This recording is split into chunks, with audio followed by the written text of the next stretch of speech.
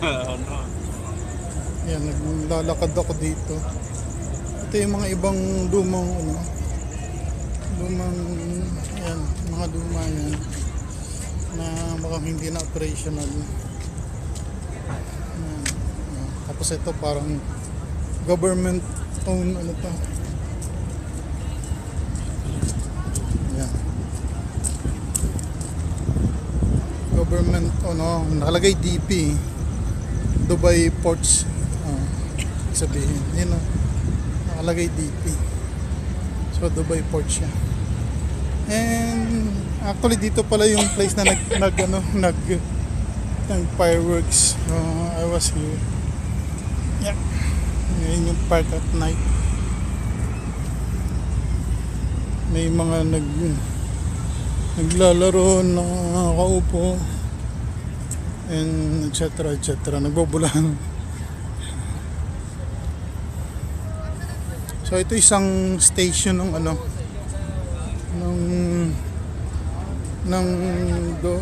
mga cruise na yan. Ayun, wala, mukhang hindi na operational to eh. So ito yung receiving desk nila. I'll go here.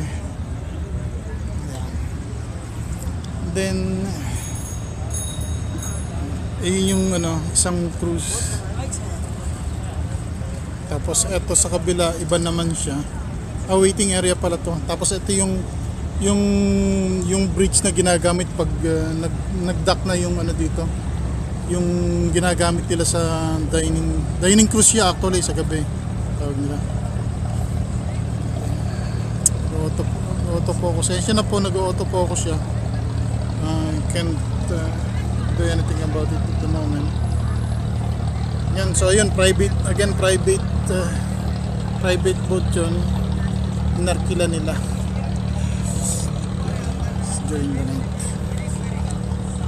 So stay tuned. Maglalakad pa ako sa gawi dun, sa area na yun. Maraming mga dun mga rental na dow cruise na ganun.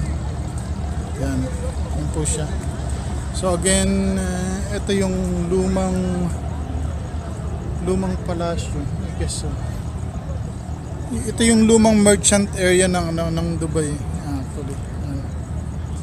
Yan siya. Oops, sorry. Nag-autofocus eh. Hindi ko nag-autofocus to.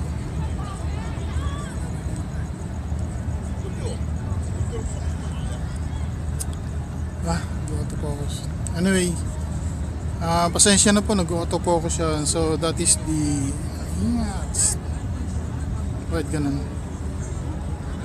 Wala naman dumadaan na tao. Autofocus. Steady ko lang muna. Makita nyo sa kabilang side. Ayan. How peaceful at the moment is. Susun ko yung may nakaparada na naman na dun sa kabila. Sorry.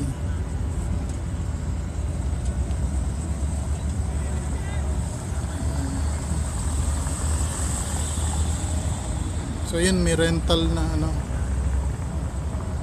yung sinakyan natin ng isang araw, ganun siya.